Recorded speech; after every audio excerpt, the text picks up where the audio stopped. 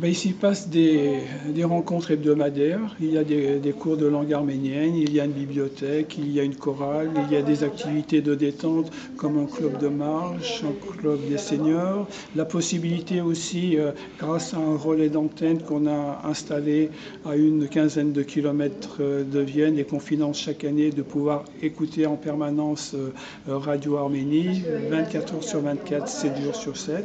La Maison de la Culture arménienne aussi, ce sont des rendez-vous mensuels autour d'un film, d'un livre, d'une pièce de théâtre, d'une exposition. C'est pour nous aussi l'occasion d'établir des partenariats avec d'autres structures de la ville de Vienne. Par exemple les librairies?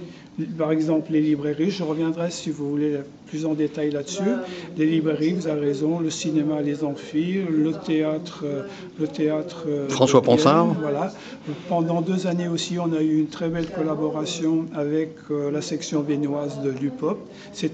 On organisait 4 conférences ensemble dans l'année, 2 à thématique arménienne, que UPOP organisait dans un lieu autre que chez nous. On va dire UPOP, Université Populaire. Voilà, d'accord.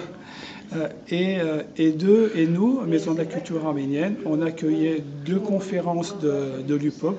Eux choisissaient le thème qu'ils voulaient, mais ils le faisaient ici pour leur public aussi, et le nôtre dans le cadre de leur cycle annuel de conférences. Vous avez parlé des livres, vous avez raison, depuis 2 ans. Oui, 2 ans, puisqu'on a commencé en mars il y a 2 ans. Avec les 2 libraires indépendants de Vienne, Luciole et Passerelle, on diffuse ce qu'on appelle le livre du mois. C'est en fait un livre à thématique arménienne qu'on leur propose, qu'ils diffusent dans leur librairie, qu'on peut se procurer aussi chez nous. Et c'est d'ailleurs dans ce cadre-là que ce mois-ci, en février, on a diffusé un livre sur Manouchian. C'est un livre de souvenirs écrit par son épouse. Et que le mois prochain, et cette fois-ci en partenariat avec l'autre libraire indépendant de Vienne, Les Bulles de Vienne, qui lui est spécialisé dans la bande dessinée, on va diffuser une bande dessinée consacrée à Misak Manouchian. J'ajouterai un dernier point aussi, d'une autre série d'activités qui ne se passe pas à Vienne, mais qui est financée par la Maison de la Culture arménienne de Vienne. Vienne, comme vous le savez, est jumelée avec une ville d'Arménie qui s'appelle Goris. Et là-bas, on soutient des cours de français dans l'une des maternelles de la ville. On finance des concerts de musique et des expositions de peinture.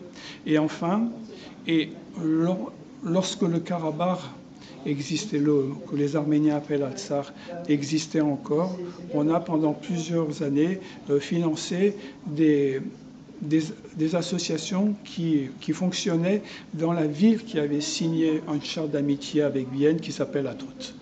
La transmission de vous êtes la 2e génération, mais il y a 5 générations depuis le génocide. Comment est-ce que ça se transmet? Ça se transmet facilement aux enfants, aux petits-enfants, cette mémoire? Vous avez raison, moi je suis en fait la 3e génération, et puis aujourd'hui c'est la 5e qui naît. Et je ne vous cacherai pas qu'au niveau de la 5e génération, pour ceux dont les parents et grands-parents sont nés ici dans les années 20, c'est très difficile de maintenir la langue. Parce que la langue, c'est un élément important pour l'identité d'un peuple, mais je ne vous cacherai pas que c'est très difficile pour la maintenir. Mais on fait quand même les efforts qu'il faut pour le faire, avec des cours pour les adultes, pour les enfants. La mémoire, on la maintient aussi avec tout ce que j'ai évoqué tout à l'heure, avec tous ces concerts, ces spectacles, ces pièces de théâtre, ces films que l'on diffuse tout au long de l'année. Et puis je crois que l'un des éléments importants de cette mémoire, l'un des éléments fédérateurs, c'est la mémoire du génocide arménien. Chaque année, au moment du 24 avril, bien sûr, les Arméniens de Vienne, mais de toute la France et du monde entier, se réunissent pour commémorer ce crime qui n'est toujours pas reconnu par son auteur, la Turquie.